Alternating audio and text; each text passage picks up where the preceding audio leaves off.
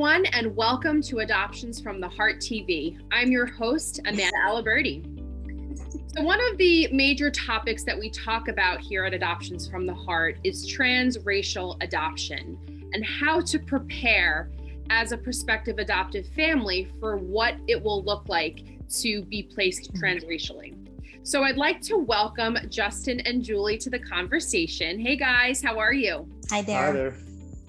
So Justin and Julie are going to share a little bit about their experience of adopting transracially and how they've been able to create a safe space for all of their children to discuss race. So why don't you guys first start by talking about when you initially decided that adoption was the right path for you in terms of building your family. What conversations had you initially had about the idea of possibly being placed with a child of another race than your own?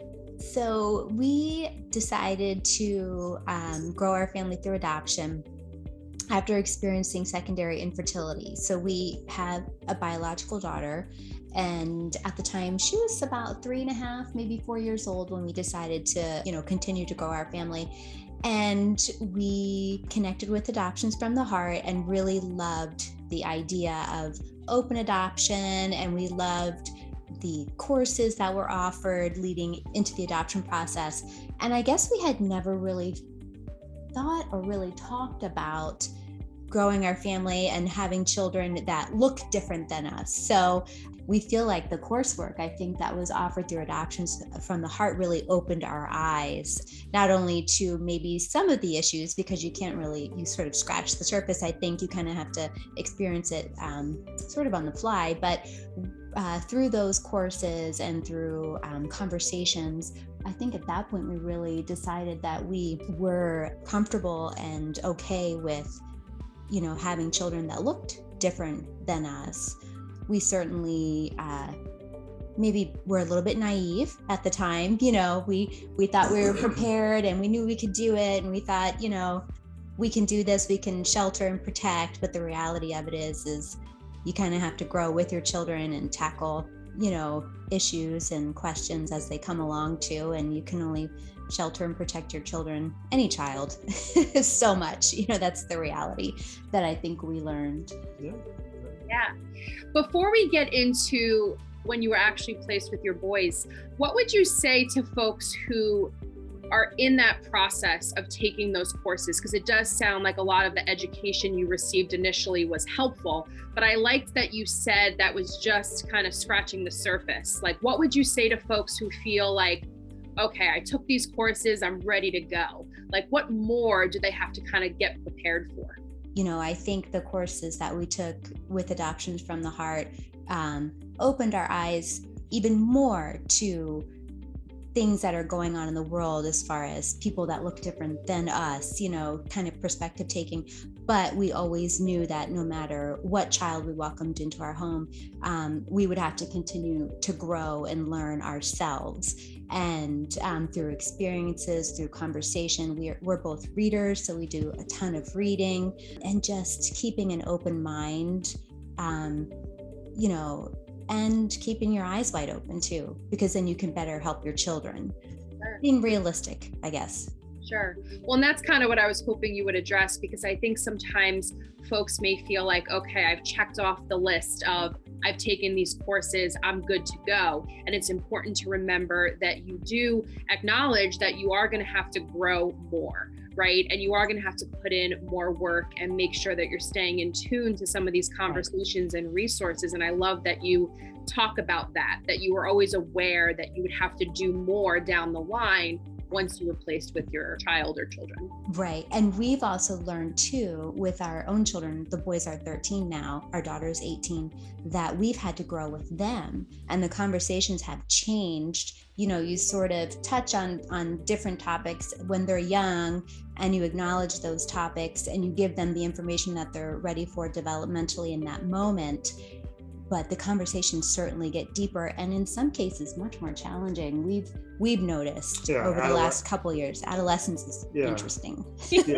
Learning who they are as right. individuals and where they fit into society right. is just starting now with them. Right, and how they identify as humans as far as race and culture and, experiences. It's been really challenging, but really interesting at the same time.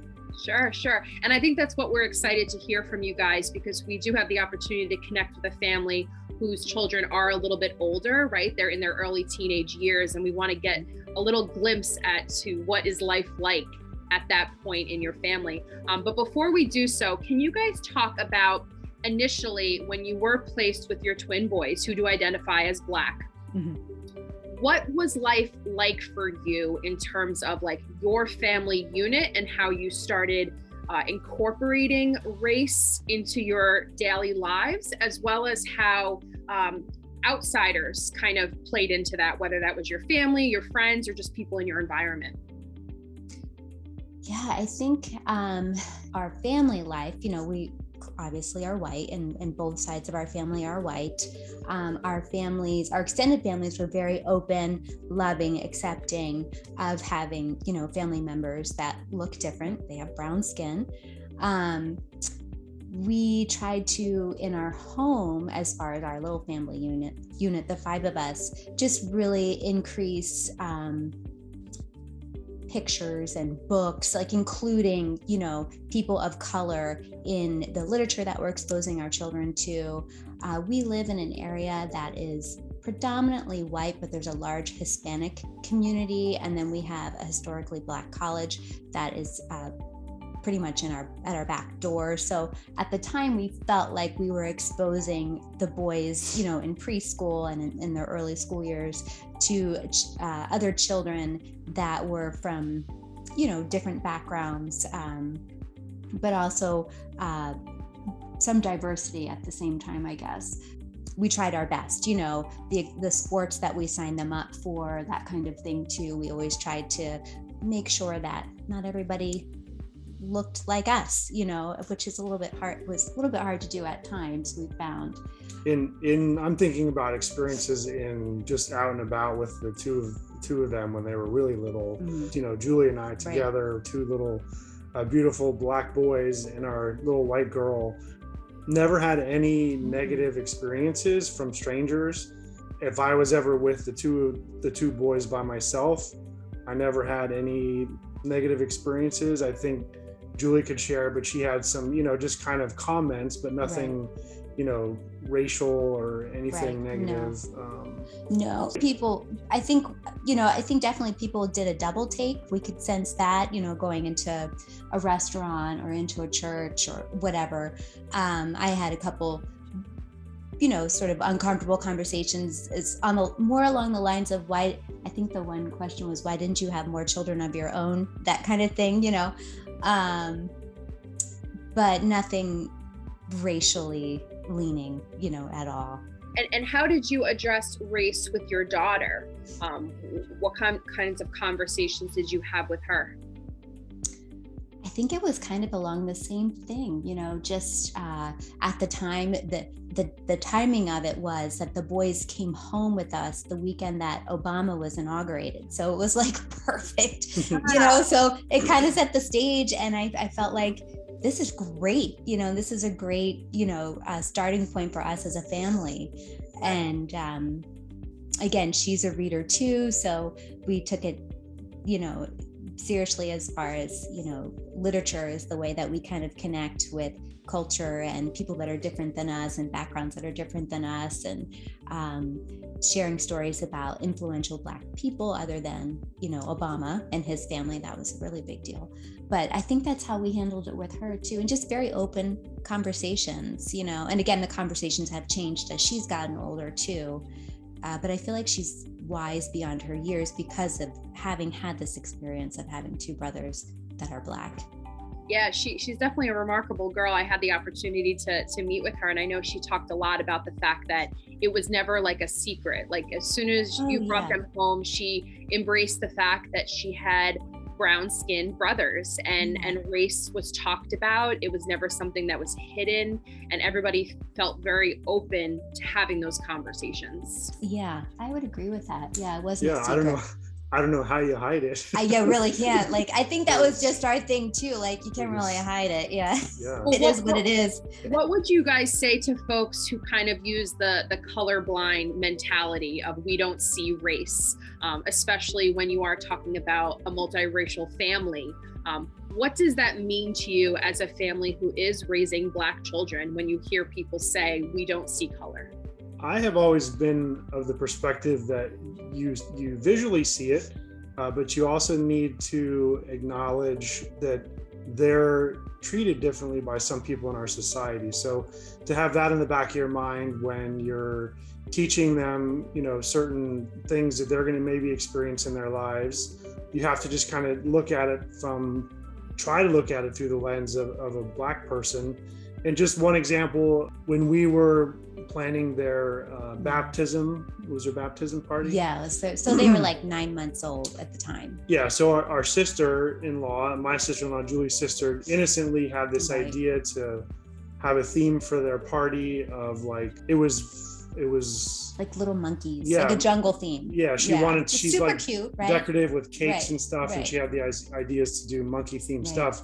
And we just kind of, why don't we do something different? Because we don't want to perpetuate. It's totally innocent idea, but it's probably not the best thing for us to do. Right. Yeah. So so that was, like very early on for us. And my sister was like, oh my gosh, I never even thought about that. And that's the great thing about our family too, is they've always been very supportive and open to dialogue and respectful of our point of view, because we're all white people. They've never had to think like that before, right? I mean, we're sitting from a position of privilege. So that's a good example. Talk to us a little bit about some of the recent conversations maybe you've started having with your boys. I know they're 13, is that right? Mm-hmm. Yes. Mm-hmm.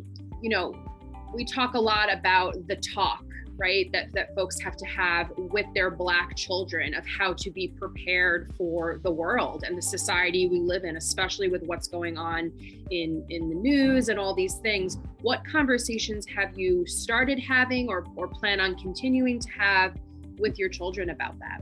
Yeah, it's been a really big couple years, I think. In our family, the conversations, there's some big conversations ongoing still, probably before George Floyd, but really that was kind of the tipping point, I think, for us. Would you agree? And as far as the intensity of the conversations and the reality of the conversations, right? The harsh reality. So, and then our boys are very impassioned, and they're 13 years old, and they really take this to heart. And so, we're also at the same time trying to educate them on the world and, what we need to do as a family and how we can move forward, protecting them, keeping them safe, but also educating them at the same time. A big conversation for us right now has been hair for them, and also school, because we're looking at high schools now and we're trying to find an environment that is more diverse. So there's been some tension there because they want to go to school where their friends go, but we feel like that may not be the best school for them moving forward, preparing them for the real world. But it's been interesting, some good and some tough conversations, mostly good. Yeah, and they've watched the TV shows Uncomfortable Conversations with the Black Man, and that's been a nice sort of stimulus for having specific conversations about specific topics. And they've heard about, when you get pulled over by a police officer, things you're supposed to do, just those kind of detailed conversations we have had. We've also given them books about these topics. They know that we're reading books on these topics all the time.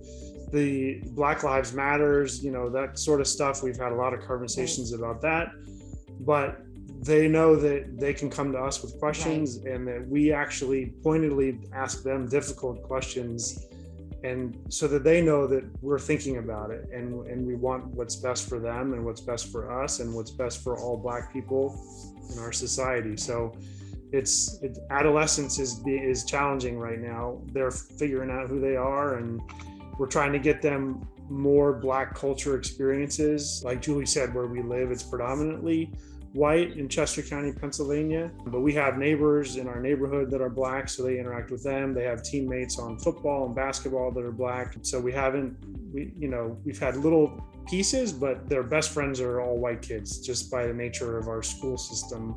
So we're looking to change that for high school potentially. Mm-hmm. One of the things I found really powerful in chatting with all three of your children is they all felt really comfortable coming to you guys for any sort of topic, whether it's something you've already started talking about or if something does come up in the future. They all seem to be very in tune with what's going on, and their comfort level in bringing these discussions up with you really seems to be there. My guess is that's been fostered over the years for them to feel that comfort level. I really think that we've just tried to encourage conversation, ask questions. We ask questions too, checking in with the kids, seeing how they're feeling about whatever it might be. This topic in particular, recently feels like it's been a big topic. Yeah. But yeah, just ongoing conversation, open communication, no answer is the wrong answer. Talk it out. People might get upset, people might get angry, in our little family, but you continue the conversation and try to come to some sort of understanding. And right now too, again, adolescence is challenging. We're finding too with adolescence, things can be very concrete with the boys. So these ongoing conversations, as they mature, we can see growth and development. We make sure that the fundamentals here is that we're there to support them, right. And we love them no matter what they say, what they do, so that environment, hopefully, I'm glad to hear you say that. Yeah. That's really nice. That's what we're going for. Yeah. Having lived the last 13 years in this multicultural family, what advice would you have for other folks who are at that beginning stage of considering transracial adoption and like what life will look like? What advice would you have for them? It's a big one. My advice would be, continue to grow, continue to learn with your child, whatever that may be for you, however you learn, conversations, reading, movies, TV shows, whatever's going to help you learn to enrich your child's life and to understand your child's point of view and the point of view of people that look like your child. You have to be, it's continually learning. And I would say that when you're going through the lists of things that you were, quote unquote, willing to take on, whether it's socioeconomics from the birth mother or we're talking about race here. So you have to decide what boxes you're going to check. And for us, when it came down to the race piece, I personally was thinking about it. What am I comfortable with? What do I identify with from past friends in my life, my experiences?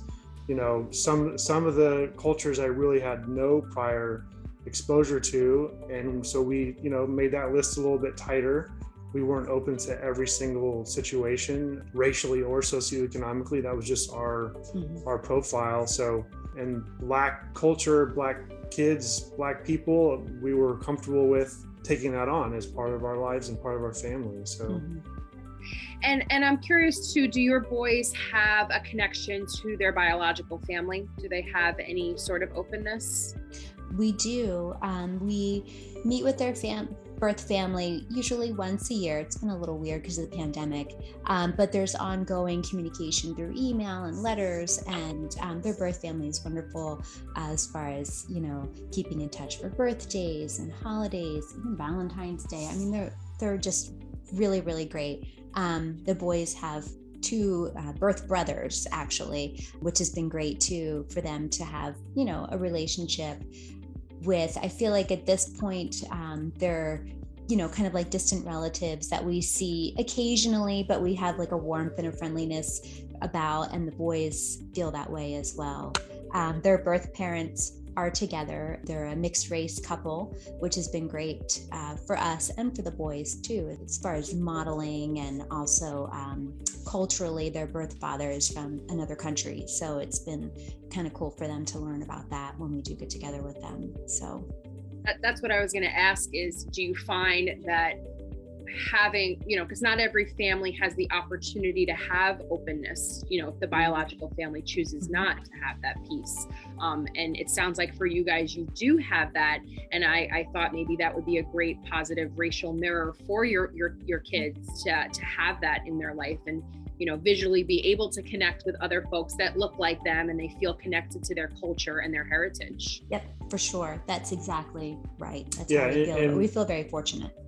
The pandemic has put a wrench in it, but I Yeah. feel like right now is critical for them developing and becoming young men to have that tie to their Black biological father and their brother who looks just like them. He's just a year and a half older. Yeah. To have that tie, because last time we saw them, our boys didn't even have cell phones. So now hopefully when we see them this spring or summer, they'll maybe feel comfortable to exchange numbers. Right. And I hope that the birth father will want to maybe connect a little bit more as they become older.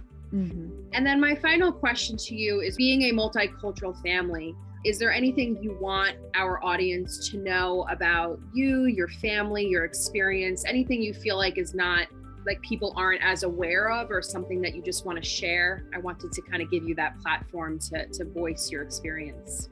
This experience, you go into it as parents, that it's big, but it's part of who we are. We don't really think about it. We do because we're doing it, we're parenting, we're talking, we're having these tough conversations with our kids, we're in the thick of it, but it's just what we do as a family, and it's very rewarding, it's very enriching. We've both grown so much and learned so much over the last 13 plus years, even before the boys came into our family, but very rewarding. A lot of work, hard work, but so rewarding. I wouldn't change it. I would say just the adoption process in general has been wonderful. And we went into it not understanding the concept of open adoption. Mm-hmm. So we came around to that pretty quickly, just sort of trusting, the social workers and people like yourself who are talking to us about it. And it's been great.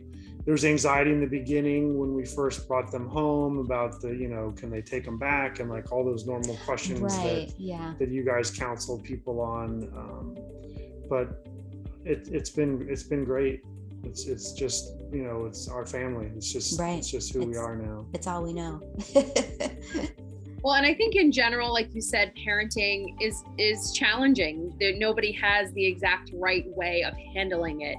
When you add on top of that adoption, open adoption, transracial adoption, those are more additional responsibilities that you take on as parents. And we just want to make sure that folks go into it open-minded and flexible. And one of the things I've learned from your whole family, you guys as well as your kids, is this idea of open communication, leaving that door open so people feel comfortable having these tough conversations, because it seems like that's the trick to families feeling this sense of like, we're doing this, we're okay, we're able to move forward, this is our life, this is our normalcy, right?